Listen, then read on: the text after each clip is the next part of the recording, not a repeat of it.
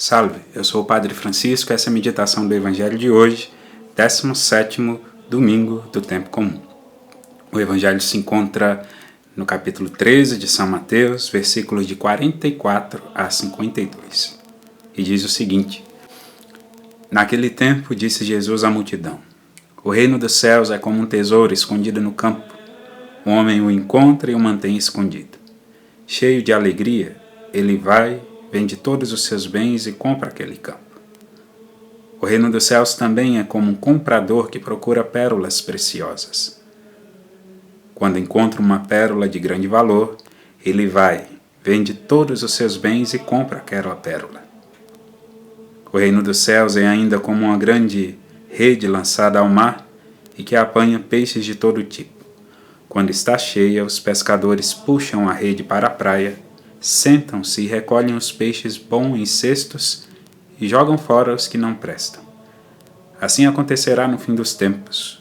Os anjos virão para separar os homens maus dos que são justos, e lançarão os maus na fornalha de fogo. E aí haverá choro e ranger de dentes. Compreendestes tudo isso? Eles responderam, sim.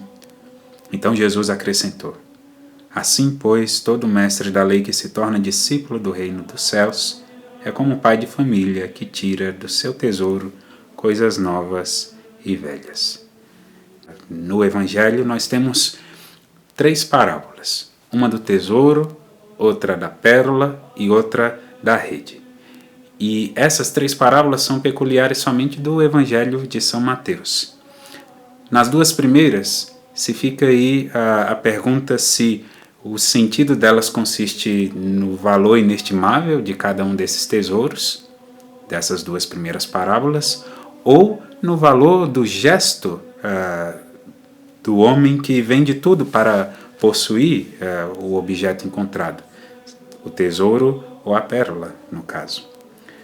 O evangelista segue e quando fala da alegria que a pessoa em questão, quando vende tudo para poder comprar ou o terreno que tem um tesouro ou investir naquela pérola, afirma que o evangelista afirma que essa alegria é aquela alegria digna de um sábio que, por ser sábio, é capaz de alegremente renunciar todas as coisas pelo o reino de Deus. Essa é uma oportunidade única na vida e uma medida parcial assim da vida não é agradável a Deus. Se deve oferecer tudo ao Senhor.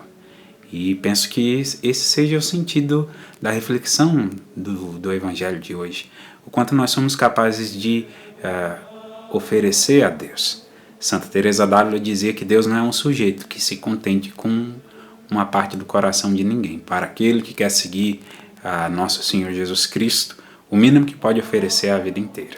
Infelizmente, com muita frequência, às vezes nós mantemos parte da nossa vida guardada ali em uma gaveta separada do nosso coração, como se Deus não pudesse saber de todas as coisas, como se pudéssemos esconder isso de Deus. Santa Faustina Kowalska, vidente do Jesus Misericordioso, ela, em certa ocasião, rezando, ela entendeu que a experiência da misericórdia de Deus ainda não estava completa para ela. E, dialogando com Jesus, em profunda oração, ela perguntou: Senhor, o que te falta oferecer? Já te dou a minha fidelidade, o meu serviço aqui no convento, já te dou minhas horas dedicadas à oração, à caridade que eu faço com os pobres. O que te falta mais para que eu me aproxime mais do Senhor?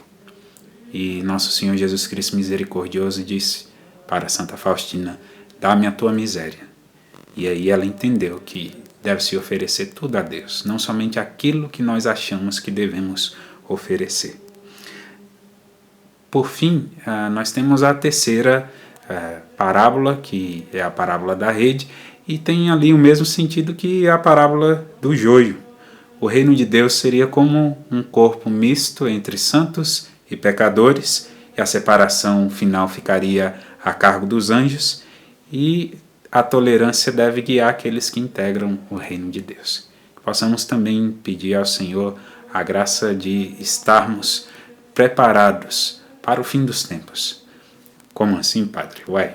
Nós não devemos viver a vida presente? Sim, mas as pessoas vivem ou como se nosso Senhor Jesus Cristo não tivesse vindo, ou como se Ele não fosse voltar.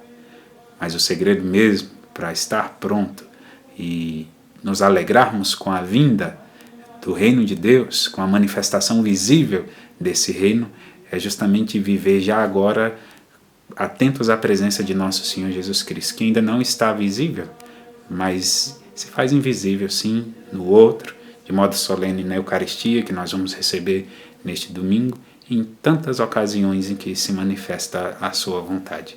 Que Deus nos dê essa agudeza e sensibilidade de coração. Assim seja. Amém.